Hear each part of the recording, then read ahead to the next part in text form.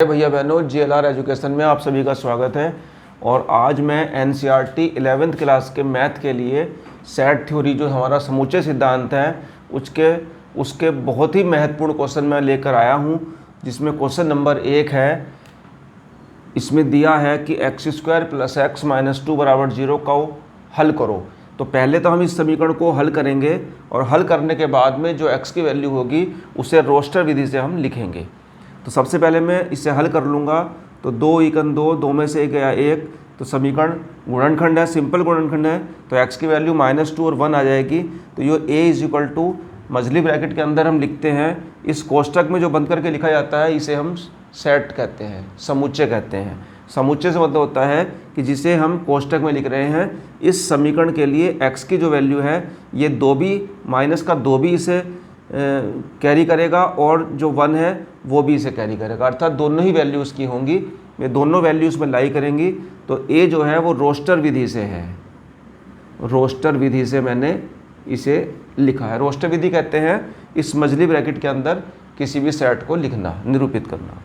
दूसरा है समान समुच्चयों के युग्मों को छांटिए। तो यहाँ मेरे पास 4 वैल्यू दे रखी है। एक a दिया है सेट, एक b सेट दिया है, c d e सेट दिया है। मुझे ये बताना है देख के कि कौन कौन इनमें समान समुच्चय है। देखो a = क्या दिया है 0 और b क्या दिया है, b का जो मान है 15 से तो बड़ा है और b का जो मान है वो 5 से छोटा है। इसका मतलब क्या है, जो x है वो 15 से बड़ा है और 5 से छोटा है। c देखो, c में क्या है, x की वैल्यू x - 5 = 0, तो x की वैल्यू 5 है। अब d देखो, d में जो x के मान होंगे x² = 25, तो x = ±5, तो -5 और +5 होगा। अब e देखेंगे, e में हमारे पास इक्वेशन है x² - 2x - 15 = 0। अगर मैं इसे हल करता हूँ तो ये 2x है।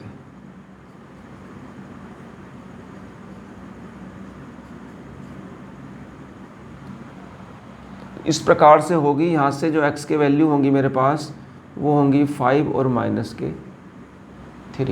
अब आपको खुद देखना है कि कौन इक्वल है कौन नहीं है। देखो ध्यान से, a की वैल्यू 0 है जबकि b में 0 वैल्यू नहीं है, क्योंकि b का मान 5 से छोटा है।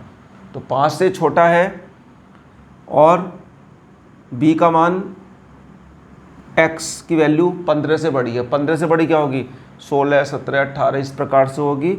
और 5 से छोटी क्या होगी, 4 होगी, 3 होगी, 2 होगी, इस प्रकार होगी। तो कहने का मतलब है कि a ≠ b, a b के बराबर नहीं है। अब देखो a c के बराबर नहीं है, क्योंकि a = 0 है, c = 5 है।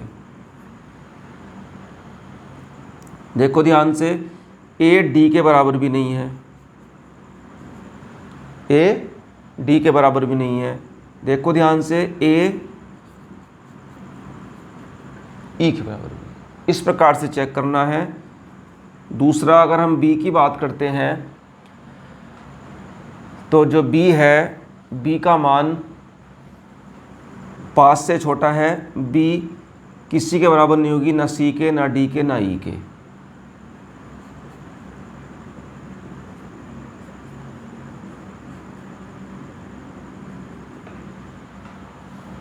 अगर हम बात करते हैं c की, तो देखो c की वैल्यू 5 है, जबकि यहाँ वैल्यू 5 भी है, -3 भी है।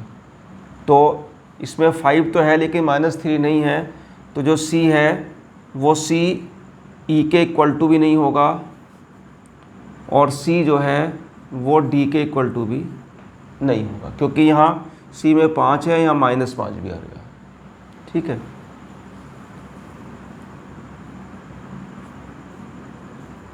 अगर हम डी की बात करते हैं तो डी में -5 और 5 है, तो अगर हम ध्यान से देखेंगे यहाँ तो हम बता सकते हैं कि डी की वैल्यू यहाँ भी नहीं मैच कर रही है, डी ई के बराबर भी नहीं होगा।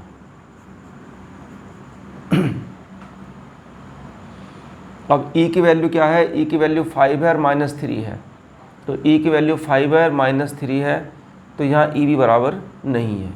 तो यहाँ हम देख सकते हैं कि हमारे पास इसमें कोई भी युग्म बराबर नहीं होगा। इसके बाद है क्वेश्चन नंबर 3 दिया है कि ए की वैल्यू दे रखी है हमारे पास 1,2, मुझे उप समुच्चय ज्ञात करना है और घात समुच्चय। उप समुच्चय का मतलब होता है सबसेट और घात समुच्चय का मतलब होता है पावर सेट। कैसे निकालते हैं?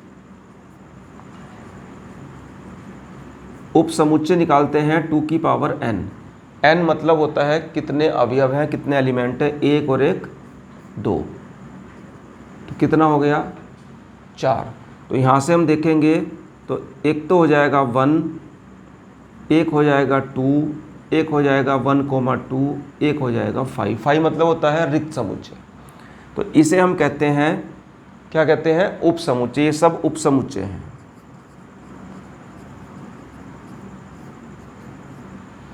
अब मान लो मुझे पावर सेट निकालना है, पावर सेट में हम P लगा देते हैं और कुछ नहीं करना होता, इस सब को हम ब्रैकेट के अंदर बंद करके लिखते हैं इस प्रकार से।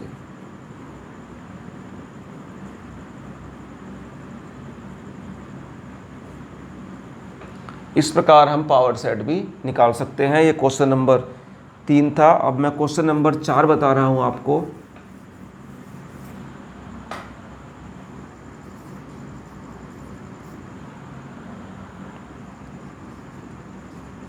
A इज इक्वल टू दिया है 2 4 6 8,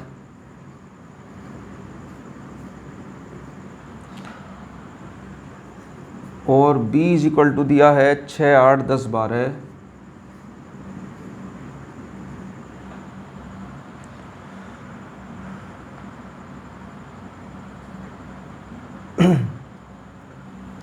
छः 8 10 12 हमें A यूनियन B निकालना है।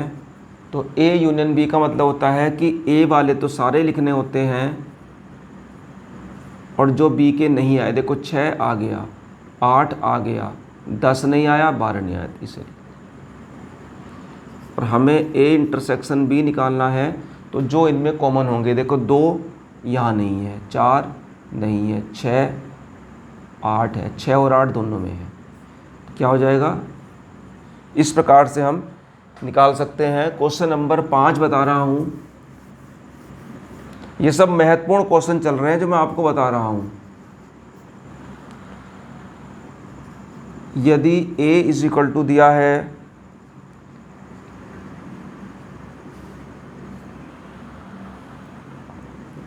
और B इज इक्वल टू दिया है 2 4 6 8,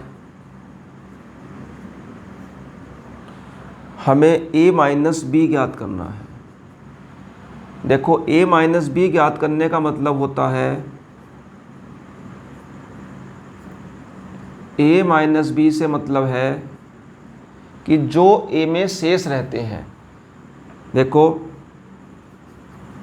2 इसमें है, 2 इसमें है, कैंसिल, 4 4 कैंसिल, 6 है, 6 कैंसिल, 8 नहीं है। अब क्या बचा वो देख लो, क्या बचा 1 3 5, क्योंकि 2 4 और 6, 2 4 6 कैंसिल हो गए। जिसमें से घटाते हैं, A माइनस B A में से घटा रहे हैं, तो A में जो शेष बचेगा, A में जो शेष बचेगा वो लिखा जाता है। और B माइनस A करेंगे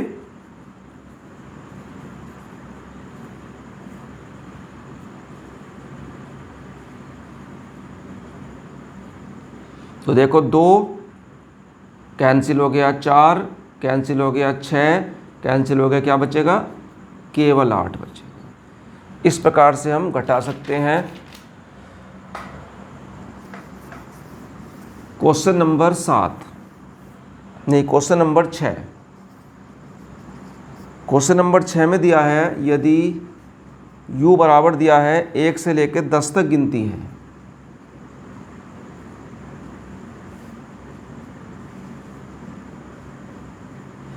और a इज इक्वल टू दिया है 135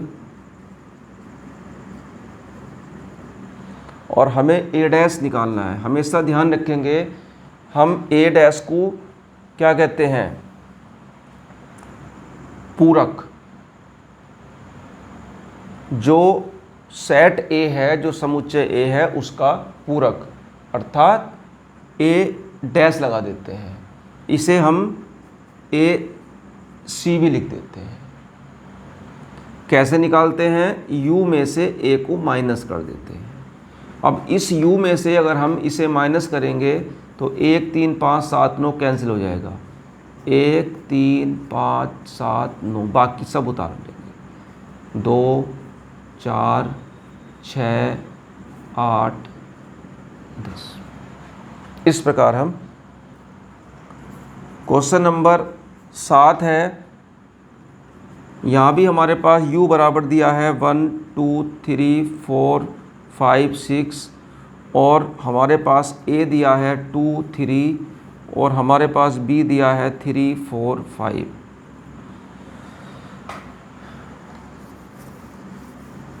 हमें करना क्या है, हमें a यूनियन b का डैश ज्ञात करना है और इसको हमें a dash intersection b dash के बराबर दिखाना है। तो सबसे पहले मैं LHS लेता हूँ और a यूनियन b ज्ञात करता हूँ। तो a यूनियन b का मतलब हो गया कि a के अवयव लिखेंगे और b के लिखेंगे। a के सब लिख लो और जो b के नहीं आए, देखो 3 नहीं आया, 4 नहीं आया, 5 नहीं आया।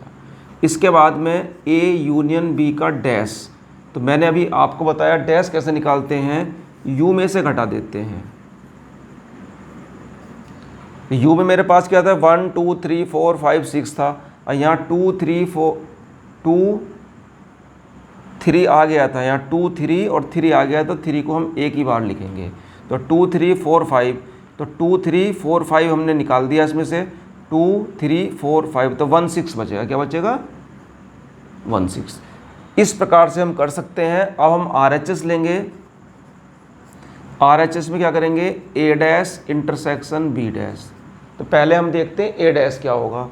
तो a डैश क्या होता है, a डैश होता है u minus a intersection u minus b। तो u में से मैं a घटाऊंगा तो मेरे पास a में कितना है, 2 3, तो इसमें से मैं 2 3 निकाल दूंगा तो 1 4 5 6।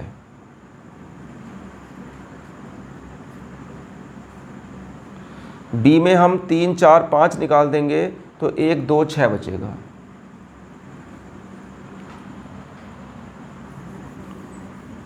तो अगर आप ध्यान से देखेंगे तो इन दोनों में मेरे पास इंटरसेक्शन क्या है, कॉमन क्या है, 1 इसमें भी है 1 इसमें भी है, 4 यहाँ है तो यहाँ नहीं, 5 भी नहीं, 6 है। तो आप देखेंगे LHS बराबर RHS। इस प्रकार से हम इसे कर सकते हैं। ये था हमारा क्वेश्चन नंबर 7।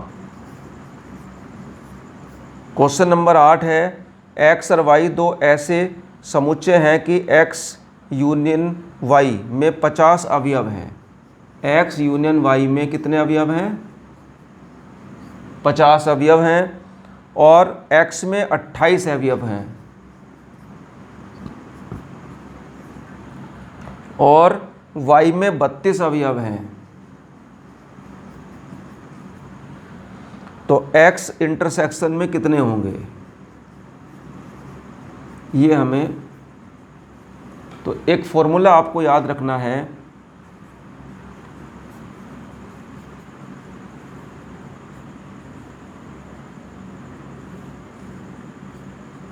ये फॉर्मूला आपको याद रखना है।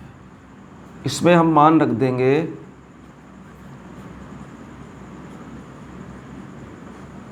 और बहुत ही आसानी से हम इंटरसेक्शन की वैल्यू प्राप्त कर सकते हैं।